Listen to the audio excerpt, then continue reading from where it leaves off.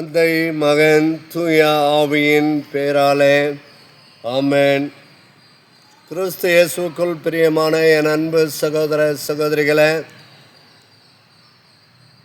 ஆண்டின் பொதுக்காலம் 4ஆம் ஞாயிறை நாம் இன்று கொண்டாடவிருக்கின்றோம்.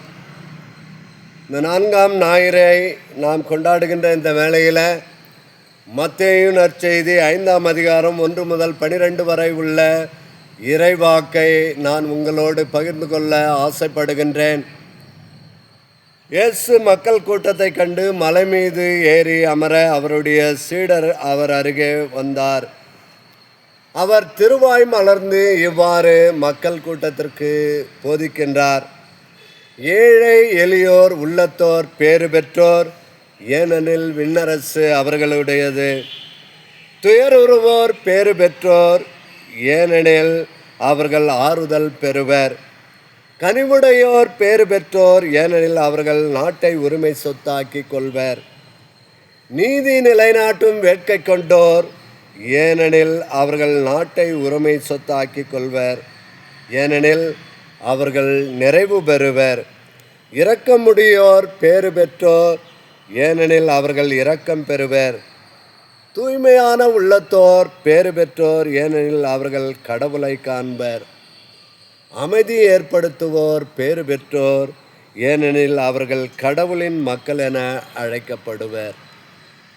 என் அன்பு சகோதர சகோதரிகளே, மலைப்பொழிவிலே ஆண்டவர் இயேசு இஸ்ரேல் மக்களை பார்த்து கூறுகின்ற வார்த்தைகள், ஏழை எளியவர்களே நீங்கள் பேறு பெற்றவர்கள். பணக்காரர்களை பார்த்து சொல்லவில்லை ஆண்டவர் இயேசு, பணம் படைத்தவர்களை பார்த்து சொல்லவில்லை, கொடுத்த பணத்தை கொண்டு உண்டு குடித்து மகிழ்கின்ற மக்களை பார்த்து அவர் சொல்லவில்லை.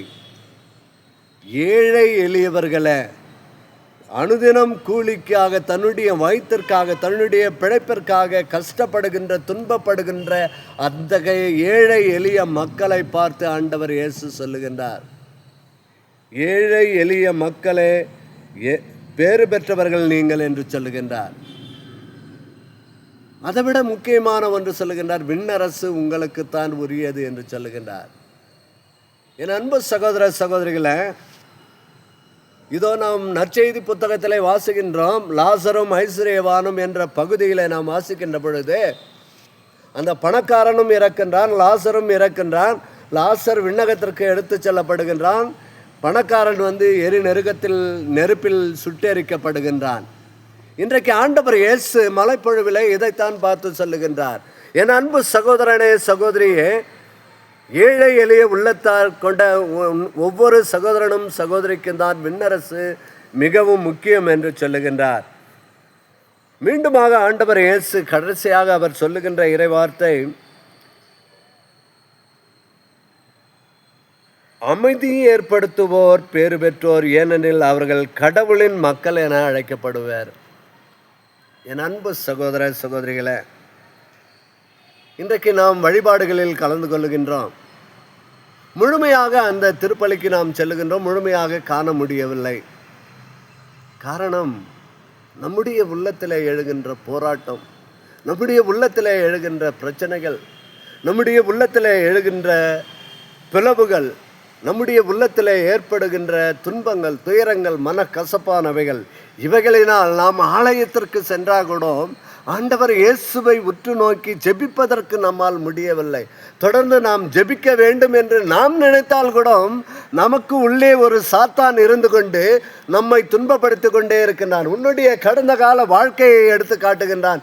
நீ இப்படி இருந்திருந்தால் இப்படி இருந்திருக்கலாமே, இப்படி நீ செல்வந்தனாய் இருந்திருக்கலாமே, நீ இப்படி விபச்சாரிகளோடு வாழ்ந்திருக்கலாமே, நீ உலக புகழோடு பரவி இருக்கலாமே என்று பல வகைகளில் நாம் ஆலயத்தில் அமர்ந்து ஆண்டவர் இயேசுவை ஜெபிக்க நமக்கு விடுவதில்லை. என் அன்பு சகோதர சகோதரிகளே, இளைய தலைமுறையினர் இறைவனுடைய நண்பர்களுக்கும் இறைவனை விட தன்னுடைய நண்பர்களுக்கும் சொகுசு வாழ்க்கைக்கும் அதிக முக்கியத்துவம் தருகிறார்கள். காரணம், இன்று தன்னிறைவு, தன் காலில் நிற்றல் ஆகியன முதன்மை மதிப்பீடுகளாக மாறிவிட்டன. இந்த உலகத்தினுடைய செல்வங்கள் செல்வாக்கு இருந்தால் போதும், கடவுள் தேவையில்லை என மனநிலையில் என் அன்பு சகோதர சகோதரிகளே நாம் வாழ்ந்து கொண்டிருக்கின்றோம். இன்னைக்கு நீங்களும் நானும் வாழ்கின்ற இந்த சமுதாயத்தில் ஆண்டவர் இயேசு 2000 ஆண்டுகளுக்கு முன்னே அதே மலைப்பொழிவை இன்று நம்மை பார்த்து சொன்னால் நாம் அதற்கு தகுதி உள்ளவர்களாக இருக்கின்றோமா? இந்த உலகத்தில் வாழ்கின்ற இந்த செல்வமும் செல்வாக்கும் தான் நமக்கு முக்கியம் என்று இன்று நம்முடைய இளைஞர்கள், இளம் பெண்கள், பணக்காரர்கள், வசதி படைத்தவர்கள், ஏன் பணத்திலே கொழுத்து நிற்பவர்கள் அனைவருமே இப்படித்தான் செல்லுகின்றார்கள். ஏழைகளை ஏறெடுத்து பார்ப்பதில்லை. இன்னைக்கு ஆண்டவர் இயேசு அப்படிப்பட்டவர்களை, ஏழைகளை பார்த்து தான் சொல்லுகின்றார், விண்ணரசு உங்களுக்கு உரியது என்று சொல்லுகின்றார். என் அன்பு சகோதர சகோதரிகளை, இந்த இறை வார்த்தையை நாம் சிந்திக்கின்ற பொழுது 31/1/2026 அன்று புனித தொன்போஸ்கோவினுடைய பெருவிழாவை நாம் கொண்டாடுகின்றோம். இந்த தொன்போஸ்கோ சகாய அன்னையின் வழியாக ஆண்டவர் இயேசுவோடு அவர் நிறைவு செய்த பணிகள் இன்று உலகம் முழுவதுமாக, உலகம் எத்திசையிலும் இதோ தொன்போஸ்கோ என்றால் தெரியாத ஏழை மக்களே இல்லை, ஏழை இல்லை, பணக்காரர்களே இல்லை, இந்த உலகத்தில் தெரியாத மக்கள் ஒருவரும் இல்லை தொன்போஸ்கோவை பற்றி. என் அன்பு சகோதர சகோதரிகளை, அந்த புனிதரின் பெருவிழாவை நாம் கொண்டாடுகின்ற இந்த வேளையில் புனித தொன்போஸ்கோ வழியாக நம்முடைய தொன்போஸ்கோ இல்லங்களில் பயிலுகின்ற அனைத்து மாணவர்களுக்காகவும், அனைத்து சகோதர சகோதரிகளுக்காகவும், பணிபுரிகின்ற அனைத்து சகோதர சகோதரிகளுக்காகவும் அவர்களுக்கு தொன்போஸ்கோவின் வாழ்த்தை நாம் சொல்லுகின்ற, அவருடைய வாழ்த்தை நாம் மற்றவர்களோடு பகிர்ந்து கொள்கின்ற இந்த காலகட்டத்தில் ஒரே ஒரு வார்த்தை மட்டும் அவரை பற்றி சொல்லுகின்றோம். தொன்போஸ்கோ தன்னுடைய வாழ்நாட்களில் அன்னையிடம் செல்லுங்கள், நீங்கள் அற்புதங்களை காண்பீர்கள் என்று சொல்லுகின்றார். தன்னுடைய இல்லத்தில், தன்னுடைய ஆதரவற்ற மாணவர்கள் இல்லத்தில், விடுதியிலே அவர்களுக்காக உழைத்து கொண்டிருக்கின்ற பொழுது, சில வேளைகளில் ஒன்றுமே இல்லாத பசியும் பட்டினியுமாக இருக்கின்ற பொழுது தன்னுடைய மாணவர்களை நோக்கி தொன்போஸ்கோ சொல்லுவது, சகாய அன்னையிடம் செல்லுங்கள், அற்புதங்களை காண்பீர்கள் என்று சொல்லுகின்றார்.